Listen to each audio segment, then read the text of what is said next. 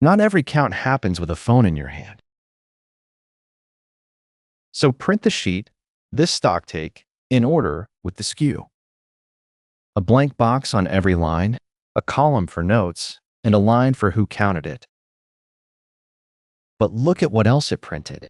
The expected column. What WooCommerce already believes is on that shelf. Hand that to somebody in a hurry and you get back a sheet of ticks. A count that agrees with itself proves nothing. So make the next one blind. One checkbox when you create it. Same products, same order, same SKUs, and no expected column at all. Now the only way to fill it in is to count. The paper comes back and the numbers go in. Scan or type the product, then enter what the sheet says.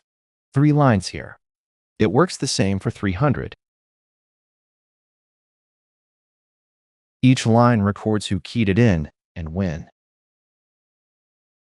Then the variance.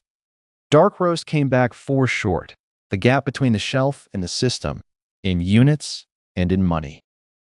Apply, and only the lines that differ are written. The shop agrees.